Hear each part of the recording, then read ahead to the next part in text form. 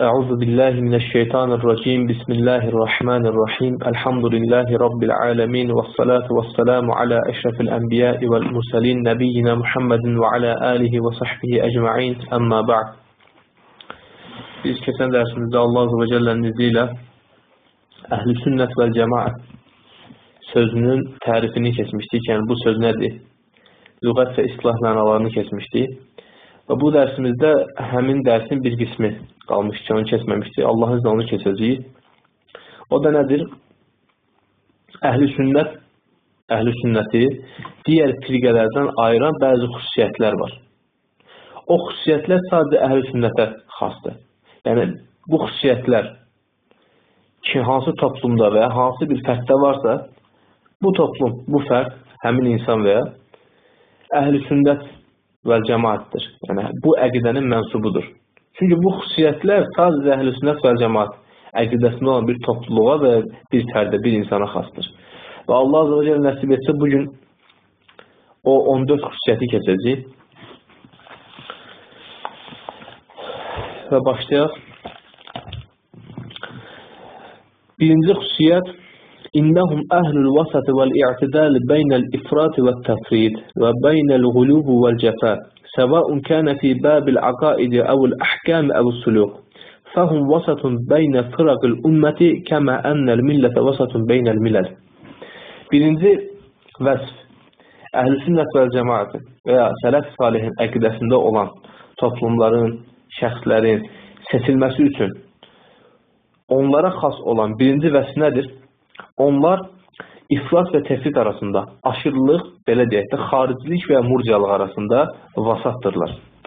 Və ya aşırılıq və gevşəklik arasında vasattırlar, ölçülüdürlər. Bu, istər onların əqidə məsələlərində olsun, istər onların hökmlər məsələsində, əhkamlar məsələsində olsun, istər onların həyat tərzində, əxlaq, ədəb, əməl məsələlərində olsun, fərq etməz.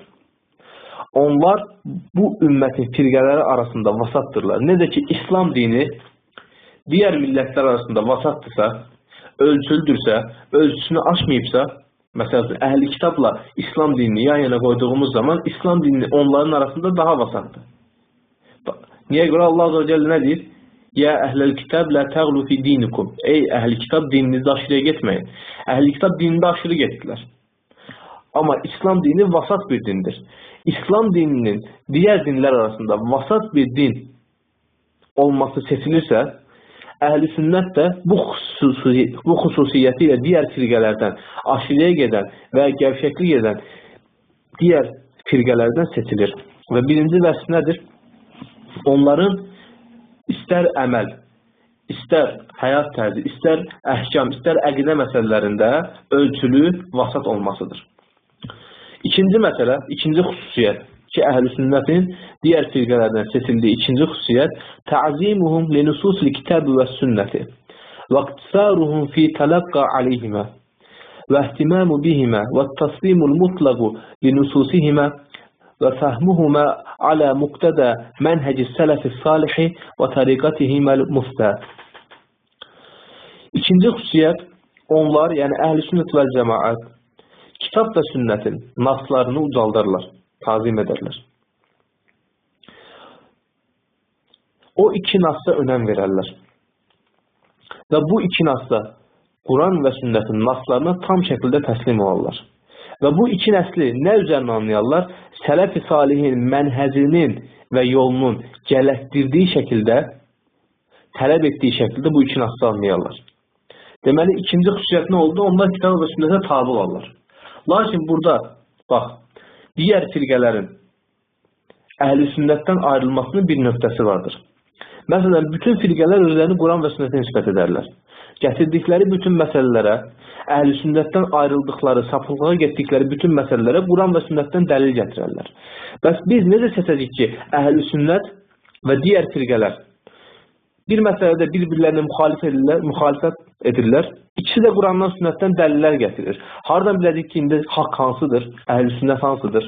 Əhl-i Sünnətin məzhəbi yolu necə bəlli olacaq burada? Sələf-i Salihin mənhəzinin gərəkdirdiyi şəkildə anlayarlar Quran və sünnəti. Və buradan anlaşılacaq. Quran və sünnətdən dəlil gətirmək sadəcə bir insanın əhl-i sünnət olduğunu göstərməz.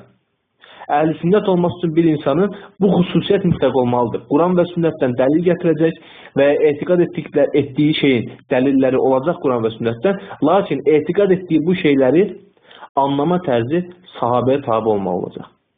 Yəni sahabə Quran və sünnəti, sələf, tabiin, sahabə Quran və sünnəti necə anlayıbsa, alimlər necə anlayıbsa, bir insan o şəkildə anladığı zaman, bir toplum o şəkildə anladığı zaman o zaman əhl-i sünnətdir. Bu ikinci xüsusiyyət. Üçüncü xüsusiyyət leysə ləhum imamun muazzamun yəxuzunə kələməhu kulləhu və yədə'unə mə xaləfəhu illə Rasulallah sallallahu aleyhi və səlləm və hum a'ləmun nəsi bi əhvalihi və əqvalihi və əf'alihi lizəlikə fəhum əşəddun nəsi hubban li sünnəti və əhrəsuhum alə ittiba'ihə və əksəruhum müvalətən li əhlihə. Üçüncü xüsusiyyət, əhl-i sünnəti digər firqələrdən ayıran üçüncü xüsusiyyət, onların Rasulullah sallallahu aleyhi və səlləmdən başqa mütləq olaraq sözünü alıb, hər bir şeydə ittiba etdikləri başqa bir imamları yoxdur. Onların bütün sözünə ittiba etdikləri bir imamı vardır, o da Allah Resulü sallallahu aleyhi ve sellem'dir. Necə ki Allah azze ve celle nə buyurur? وَمَا آتَاكُمُ الرَّسُولُ فَخُذُوهُ وَمَا نَهَاكُمْ عَنْهُ فَانْتَهُوا وَاتَّقُوا اللّٰهِ اِنَّ اللّٰهَ شَدِيدُ الْعِقَابِ.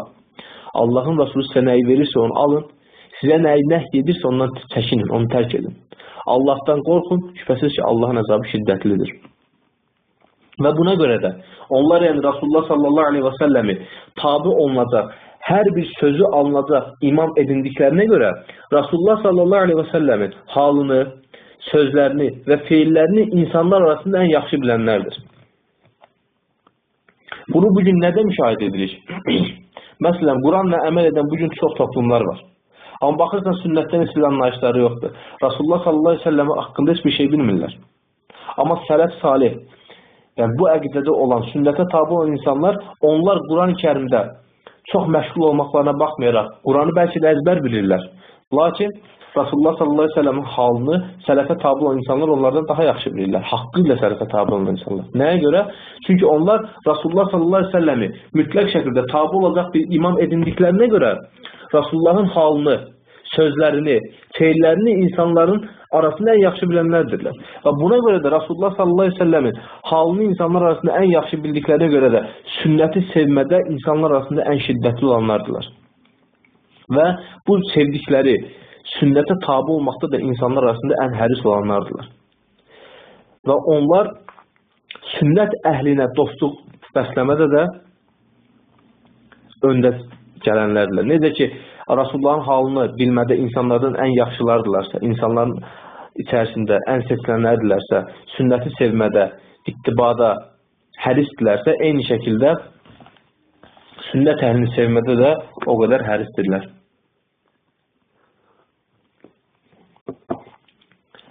Əhl-i sünnəti digər firqələrdən ayıran dördüncü xüsusiyyət. Tərkuhumul xusumati fid-din və mücanabətu əhliha və tərkul cidali vəl-mirai fi məsailil halal vəl-haram və duxuluhum fid-din kullihi. Əhl-i sünnəti digər firqələrdən ayıran dördüncü xüsusiyyət nədir? Onlar dində düşmançılığı tərk edərlər. Eyni şəkildə cədəl edən əhli də tərk edərlər. Yəni, dində düşmənçilik edən, cədəl edən, kalama dalan, bütün günə halal və haram məsələlərində insanlarla tartışan, insanlarla mübarizəyə girən şəxsləri də tərk edərlər. Çünki onlara görə haram və halal məsələsi dinin bir bütünü olduğuna görə onlar bu məsələyə həssasiyyətlə, diqqətlə yanaşarlar. Bax, bu da yenə dördüncü xüsusiyyətdə əhl-i sünnəti digər firqələrdən ayıran bir xüsusiyyətdir ki, digər firqələrə diqqət et, ömür boyu həmişə Allahın arşa istiva etməsindən danışırlar. Allahın əlindən və ya görməsindən, eşitməsindən, Allah Azze ve Celle'nin sifətlərindən danışırlar. Ancaq bu barədə münazaralar edirlər, kitablar yazırlar, rəddiyələr yazırlar, məqalələr yazırlar. Yəni, dinlər ancaq bundan ibarətdir. Kəlamdan, insanlara rəddiyə yazmaqdan, düşmənçilikdən, cədəldən, belə şeylərdən ibarətdir. Və əhl-i sünnətdə belə şeylər olmaz. Və beşinci xüsusiyyət ta'zimuhum lis-sələfi salihi və immətihim və i'tiqaduhum bi ənə tariqətəs-sələfi və mənhəcəhum əslan və a'ləmu və əhkəmu.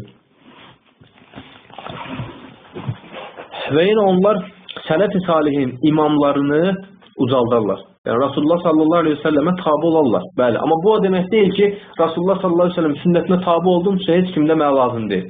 Heç kimin də sözünü qəbul etmirəm. Nə alim qəbul edirəm, nə bir şey qəbul edirəm.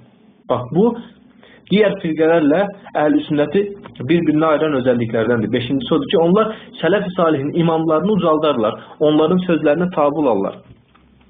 Və etiqad baxımından, mənhəc baxımından onlarla eyni yol üzərindədirlər. Onlara təslim olarlar və onların elmlərinə etibar edərlər. Yəni, əhl-i sünnəti digər firqələrdən bir özəllik də budur ki, onlar Rasulullah sallallahu aleyhi ve sellemə tabi olarlar, amma sələfin tabi olduğu şəkildə tabi olarlar. Altıncı xüsusiyyət, əhl-i sünnəti digər firqələrdən ayıran altıncı xüsusiyyət, رفضهم التأويل الكلامية واستسلامهم للشرع مع تقديمه النقل على العقل تصورات الأذهان وإخضاع الثاني للأول. Onlar kəlamda təvili qəbul etməzlər və şəriətə olduğu kimi tabi olarlar. Yəni şəriətin naslarında Allah və Rasulü bizə nəyi necə bildiribsə, olduğu şəkildə qəbul edərlər və nəqli ağlın önünə keçirilərlər. Zehinlərin, təsəvvürlərin önünə keçirilərlər. Və ikincisini birincisinə tabi edərlər. Nə deməkdir bu? Yəni, ağlı nəqlə tabi edərlər. Nəqildən nəqər sələf salihdən gələn nəqillər. İmamlarımızın Rasulullaha tabi olmaqda bizə göstərdiyi yol. 7-ci əhl-i sünnət vəl cəmaati, digər firqələrdən ayrılan xüsusiyyət, إنهم لا يعممون الحكم ويجمعون بين النصوص الشرعية في المسألة الواحدة ويردون المتشابه إلى المحكم والمجمل إلى المبين والمطلق إلى المقيد وبها سلموا من التناقض ووصلوا إلى الحق. 7-ci əhl-i sünnəti digər firqələrdən ayrılan xüsusiyyət nədir?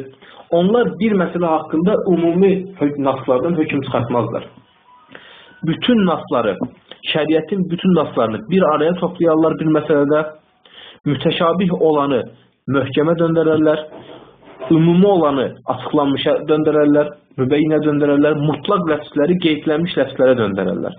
Və buna görə də onlar öz əqidələrində çəlişkidən uzaq qalarlar və haqqa isabət edərlər hər zaman. Haqqa isabət etməyin yolu nə oldu burada? Yəni, əhl-i sünnət digər firqələrdən şey nə oldu?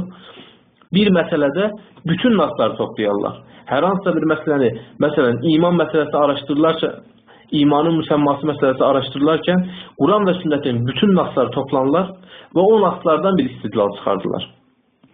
Və buna görə də onlar əqidələrində çəlişkidən uzaqdırlar və haqqa isabət edərlər. Əhl-i sünnət vəl cəmaətin digər firqələrdən ayrılan 8-ci xüsusiyyəti nədir? İnnəhum qudvətus salihin əllezine yehdune iləl haqq və yerşudune iləs sıratul müstəqim və zəlikə bisəbətihim aləl haqqi və adəmi təqallubihim və ittifaqihim alə umurul əqidəti və cəm'ihim beynəl ilmi vəl ibadət və beynət təvəkkülü aləllahi teala vəl əxfi bi əsbəb və beynət təvəssu'i fid dünya və vara'i fiyhə və beynəl xavfi vəl rəcai vəl hubbi vəl buğd və beynəl rəhməti vəl leyni lil mü'minin və şiddəti vəl ğızzəti aləl kəfirin və adəmil ixtilafihim ma'al ixtilafi zəmani vəl məkani. Deməli, 8-ci xüsusiyyət odur ki, əhl-i sünnətin, onlar innəhum qudvətus salihin, salihlərin öndəridirlər. O salihlər ki, onlar haqqa insanları dəvət edirlər. İnsanları dost-doğru yola dəvət edirlər. İnsanlara dost-doğru yolu göstərirlər. Və bu, yəni, salihlərin öndəri olmaqlarındakı vəsif nədir? Onların haqq üzərində sabit qalıb dəyişməməklərdir. Onlar əqidə işlərində ittifaq içərisindədirlər. Yəni, tez-tez əqidələrini dəyişməzlər. Əqidələrində bir nöqtə üzərində durarlar. Və onlar elmlə əməlin arasını bir tutarlar. Yəni, öyrəndikləri şeyi ibadətlərində göstərərlər. Onlar Allaha təvəkkül edərlər və səbəblərdən yapışarlar. Onlar dünyada rahatdırlar, amma bu rahatlığın, dünya rahatlığının içərisində təqvalı olarlar. Qorxu, ümid, sevgi və buğzu bir arada tutarlar. Möminlərə qarşı rəhmətli və yumuşaq, kafirlərə qarşı sərt və şiddətli olarlar.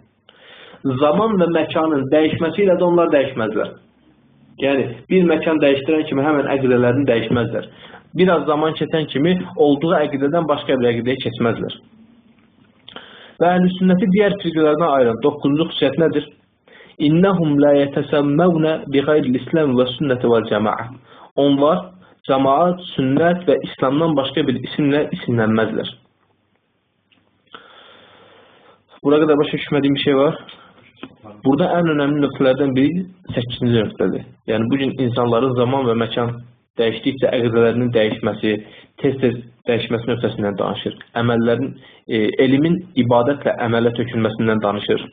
Və digər möminlərə qarşı yumuşaq olmaqdan, kafirlərə qarşı sərt olmaqdan danışır. 10-cu əhl-i-sünnət və cəmaatın digər firqələrdən ayıran xüsusiyyət hırsuhum alə nəşril aqidəti sahihəti və dinil qavim və ta'limuhumun nəsə və işaduhum və təqdimun nasihəti ləhum və ihtimamu bi umurihim. 10-cu əhl-i-sünnət digər firqələrdən ayıran xüsusiyyət nədir? Onlar səhih əqidəni yaymağa hərisdirlər. Eyni şəkildə dini gücləndirməyə hərisdirlər. Onlar insanları öyrətməyə, insanları doğru yola yönləndirməyə hərisdirlər. Və insanlara hər zaman nəsihət edərlər və insanların işlərinə də önəm verərlər. 11-ci xüsusiyyət İnnəhum a'zamun nasi sabran fi aqwalihim və mu'taqadihim və da'vatihim. Onlar dəvətlərində, əqidələrində, sözlərində insanların arasında ən səbirliləridirlər. 12-ci xüsusiyyət hırsuhum alə cəmaəti vəl-ulfəti və da'vatihim iləyhə və hassin nəsi aleyhə və nəbduhimul ixtilafə vəl-furqətə və təxdirun nəsi minhə. 12-ci xüsusiyyət onlar cəmaat olmağa, birləşməyə hərisdirlər və insanları buna dəvət edərlər və insanları buna təşviq edərlər. İxtilafı, firqələşməyi isə tərk edərlər və insanları da bundan çəkindirərlər. 13-cü xüsusiyyət İnnallaha azza və cəllə asamahum min təkfiri ba'dihim ba'din və təbdi'i və təfsiqi ba'dihim li ba'din fəhum əfqahun nasi fi əhkəmi şər'i İzə hakamu alə qayrihim fəinnəhum yəhkumunə bil-ilmi vəl-adli vəl-insaf. Allah azza və cəllə onları bir-birlərini təkfir etməkdən, bir-birlərini bidətçi və fasiq deyə adlandırmaqdan qorumuşdur. Onlar insanlar arasında şəriətin əhkamlarını ən yaxşı anlayanlardılar, daha həqiq olanlardılar. Və onlar başqalarına hökm etdikləri zaman, başqalarına hər hansısa bir məsələdə hökm bildirdikləri zaman elmlə, ədalətlə və insafla hökm edərlər. Və 14-cü, son xüsusiyyət, əhl-i sünnəti digər firqələrdən ayıran son xüsusiyyət İnnəhum yədinunə lillahi teala bi məhəbbəti ba'dihim li ba'din və bi tərəhhumi ba'dihim alə ba'din və bi duai ba'dihim li ba'din və zəbbi ba'dihim an ba'din və səddi ba'dihim li nəqsi ba'din və innəhum la yuvalunə və la yuadunə illə alə əsasiddin. Şübhəsiz ki, onlar Allah üçün din edilmişlərdir. Nəyi?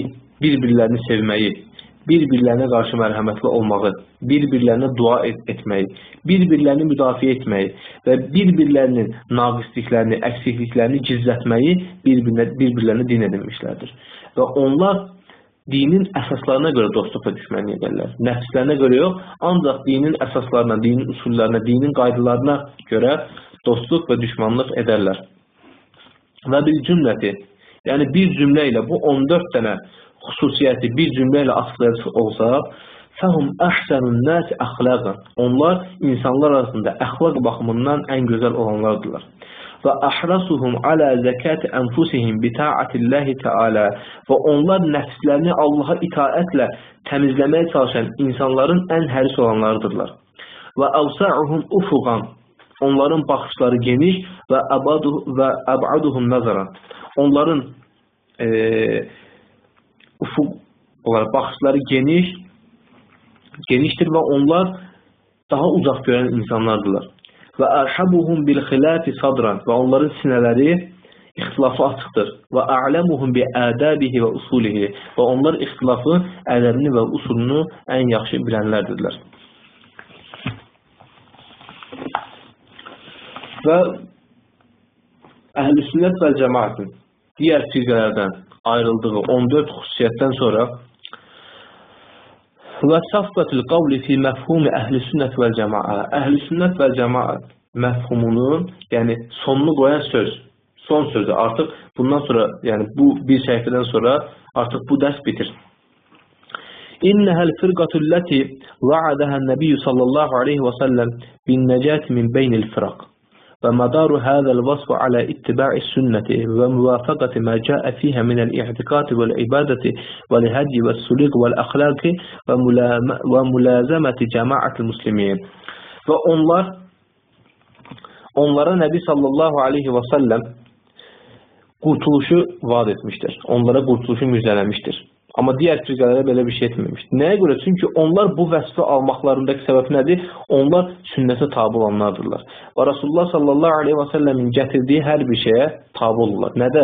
Etiqad məsələlərində, ibadətlərdə, hidayət yolunda, əxlaqda, yaşam tərzində və cəmaata tabi olmaq məsələlərində Rasulullah sallallahu aleyhi və səlləmin əmr etdiyi hər bir şeyi tamamilə yerinə yetirirlər. Və bihədə lə yaxrucu ta'rifu əhli sünnəti vəl cəmaətə an ta'rifi sələf. Və bununla da artıq görünür ki, sələflə əhl-i sünnət eyni şeydir. Bunların tərifləri bir-birindən çıxmaz. Sələf nə idi? Onları sələf salihin imamı kim idi? Muhammed sallallahu aleyhi və səlləm. Sələf salihin kimə tabilardılar? Allah və Rasulü nəyə əmr etdi, sonra tabilardılar. Kimin fəhmi ilə anlayırdılar dini? Sahabə və tabiinin fəhmi ilə anlayırdılar. Rasulullah sallallahu aleyhi və səlləm nəyə nəhy edirsə ondan çəkinirlər. Bax, eyni şeyləri əhl-i sünnətin xüsusiyyətində də gördük. Demək ki, sələf salihin əqidəsi və əhl-i sünnət və cəmaət eyni şeydir. Və qad arafna ənə sələfə humul amilunə bil kitab əl-mütəməssikuna bis sünnəti. İzən fəssələfuhum əhl-i sünnəti əl-ləzīnə ənəhumun nəbi sallallahu aleyhi və səlləm və əhl-i sünnəti humus sələfu salih və mən sarə alə nəhcihim. Artıq sən bildin ki, sələf nədir? Kitabla əməl edənlərdir. Sünnətə tabi olanlardırlar. Sünnətə sımsıxı yapışanlardırlar. Deməli, o zaman sələf kimdir? Əhl-i sünnətdir. Əhl-i sünnətə tabi olanlardır. Əl-ləzīnə o əhl-i sünnət ki, onlar Nəbi sallallahu aleyhi və səlləmə boyun əyərlər. Və onlar sələf-i salihin yolunda gedərlər. Və həzə huvəl ma'nəl əxassu li əhli sünnəti vəl cəmaəti. Lakin burada əhl-i sünnət vəl cəmaətə xas olan bir məna vardır ki, fəyəxrucu min həzəl ma'nə kullu təvaifil mübtədiəti və əhlil əhvə. Bütün, yəni bu xas özəlliyə görə, bu bir dənə xas olan özəlliyə görə, bütün bidət taifələri, həvasına tabi olan taifələr, bidət firqələri əhl-i sünnətdən ayrılır. Yəni əhl-i sünnət bu bir xüsusiyyətlə onlardan ayrılır. Ola bilər bəzi xüsusiyyətlərində bənzərlikləri olsun, amma bu xüsusiyyətlə kəsin bir şəkildə bir-birlərinə ayrılırlar. Bu əhli bidət firqələr kimlərdir? Kəl-xavarici, vəl-cəhmiyyəti, vəl-qadariyyəti, vəl-mu'təziləti, vəl-murciəti, vəl-rafidəti və qayrihim min əhlil bidə'i mimmən sələku məsləkəkum. Və bunlardan başqa onların yolunda gedən bidət əhli insanlar da bu firqələrə daxildirlər. Fəs-sünnət hunə tuqabilul bid'ətə vəl-cəmaətü tuqabilul furqətə və huvəl məqsudu fil əhadithiləti vəradat fi lüzumil cəmaəti və nəhi anil təfərruq. Sünnət bidətin qarşısıdır. Yəni, sünnətlə bidət bir-birinə zidd olan şeydir. Cəmaət isə firqələşmənin ziddidir. Və burada varis olmuş, yəni cəmaatın lazımlığı ilə və firqələşmənin nəhy olunması haqqında varis olmuş hədislərdən məqsəd nədir? Fəhədəlləsi qasadəhu tərcüməl-i Qur'an Abdullah ibn Abbas radiyallahu anhuma fi təfsiri qavlihi Teala. İndiyə kimi keçdik biz. Keçdiyimiz şeylərdə nəyi öyrəndik? Cəmaat olmaq lazımdır, firqələşmək lazım deyil. Bu hədislərdən qəsd olunan şey nədir? Cəmaat olaq, firqələşməyək. Bax, bunun açıqlaması İbn Abbas radiyallahu anhunun bu sözündə gizlidir. O, bu ayətin təfsiri haqqında deyir ki, Allah azə və cəllə Ali-İmran surəsi 106-cı ayətdə deyir ki, يَوْمَ تَبْيَدُّ وُجُوهٌ وَتَسْوَدُّ وُجُوهٌ. O gün bəzi üzlər ağaracaq və bəzi üzlər isə qaralacaq. İbn Abbas radiyallahu anh nə deyir? تَبْيَدُّ وُجُوهُ əhl-i sünnəti vəl-cəmaəti və təsvəddu vucuhun əhlil bid'ati vəl fırqati. O gün üzü ağaracaq olan firqə əhl-i sünnət vəl cəmaatdır, üzü qaralacaq olan firqə isə bidət əhli firqələrdir. Və bunların bidət əhli olmasının səbəbi nə idi? Onlar sələf salihin yoluna tabi olmadılar. Quran və sünnəti sələf salihin yolunda anlamadılar. Onların anladığı kimi anlamadılar. Sələf salih cəmaat oldular, bir topluluq oldular. Onlar isə firqələşdilər və bir-birlərinə ayrıldılar. Və ləfsus sələfus salih yuradifu mustaləhə əhli sünnəti vəl cəmaə. Və buradan artıq bizə bəlli oldu ki, sələf salih ləfsi ilə əhl-i sünnət vəl cəmaat ləfsi eyni mənalı olan ləfslərdirlər. Kəmə yutləqu aleyhim əydən və eyni şəkildə, bu şəkildə də isimləndirilmək olar. Əhlül əsər, əhlül hədis və taifatul mansura, yardım olmuş taifə və fırqatun nəciyə, qurtulmuş firqə və əhlül ittibə, tabi olan insanlar vəl-qurabə və qəriblər olaraq da isimləndirilər. Sələf salihin, əhl-i sünnə vəl cəmaə, əhl-ül əsər, əhl-ül hədis, taifatul mansura, fırqatun nəciyə və əhl-ül ittibə vəl-qurabə. Bunlar hamısı eyni mənalı sözlərdirlər.